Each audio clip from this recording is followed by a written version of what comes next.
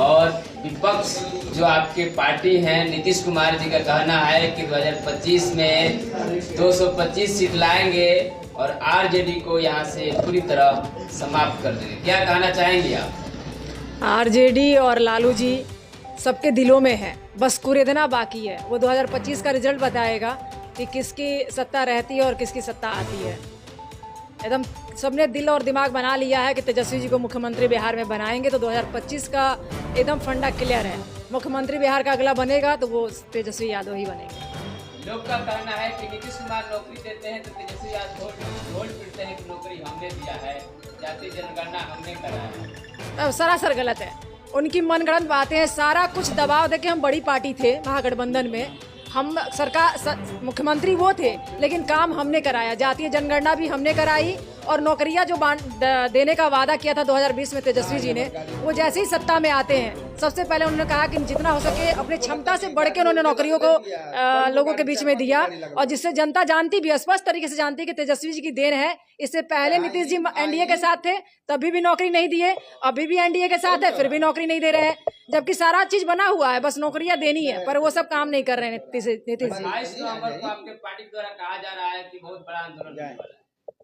हाँ, ये जातीय जनगणना जो करवाया गया और आरक्षण का दायरा 50% से 65% बढ़ा के तेजस्वी जी ने जो किया, जो लालू जी का सपना था उसको साकार तेजस्वी जी ने किया 17 महीने के दरमियान में, तो उसको हम लोग चाहते हैं कि 9वीं अनुसूची में दाखिल हो, और 9वीं अनुसूची में दाखिल हो जाएगा तब उससे कोई छेड़छाड़ नहीं करेगा। यही मांग है हमारा कि 50 से बढ़ के 65% का जो आरक्षण बढ़ाया गया उसको 9वीं अनुसूची में दाखिल किया जाए। उसके लिए हम लोग 28 तारीख को अम्बेडकर चौक बक्सर में धरना कर रहे हैं विशाल तरीके से। क्या परिचय हुआ? मेरा नाम आनंद रंजना है, मैं जिला प्रवक्ता बक्सर राजद। प्रेस वार्ता हो रहा है आरजेडी के कार्यालय में, क्या मुख्य उद्देश्य होगा आरजेडी के कार्यकर्ताओं के? मुख्य उद्देश्य यही है कि जातिगत जनगणना के बाद जो आरक्षण का दायरा महागठबंधन की सरकार में बढ़ाई गई थी, जैसे ही सरकार हम लोग की बदली, उस आरक्षण को ठंडे बस्ते में डाल दिया गया।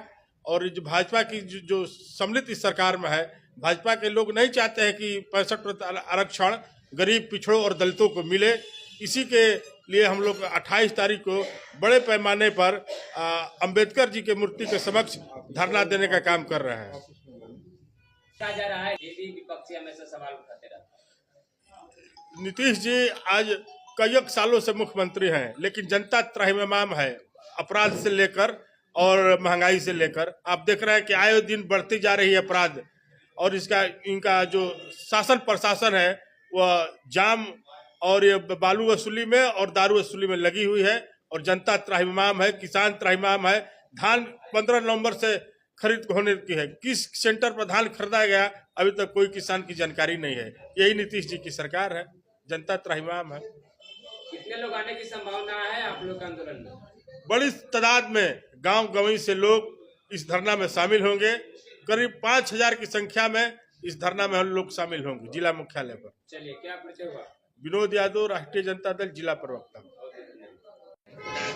उपचुनाव में विधानसभा जो चुनाव हुए हैं उसमें जिस तरह से सारे जगहों से मांगा है, और देखिए उपचुनाव तो टोटली सरकार का ही चुनाव होता है, और जीत और हार तो लगा ही रहता है। उत्थान और पतन जिस तरह से व्यक्ति के जीवन में एक पार्ट है, उसी तरह हार और जीत तो होते रहती है।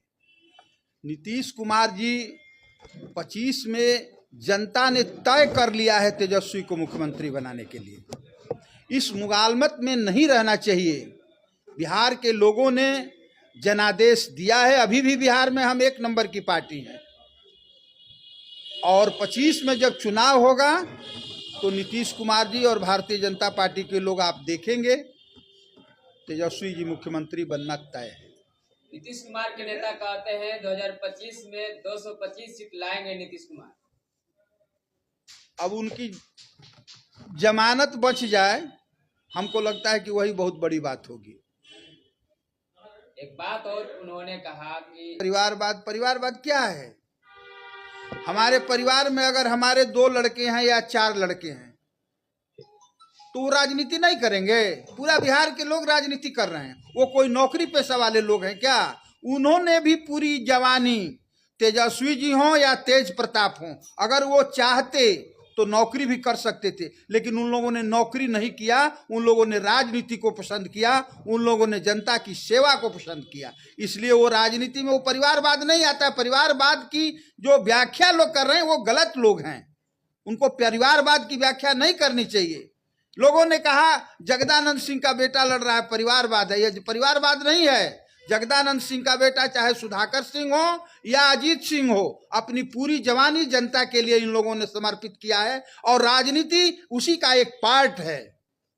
ये यादव और मुसलमानों का वोट कटा है आपकी बात से? होते रहता है, यह कोई असाधारण चीज नहीं है। जहां उम्मीदवार थोड़ा उसके जाति के होते हैं वो चले जाते हैं, उससे कोई हमारा वोट न खिसका है और न खिसकने वाला है, इंटैक्ट है लालू प्रसाद जी के साथ। चलिए बहुत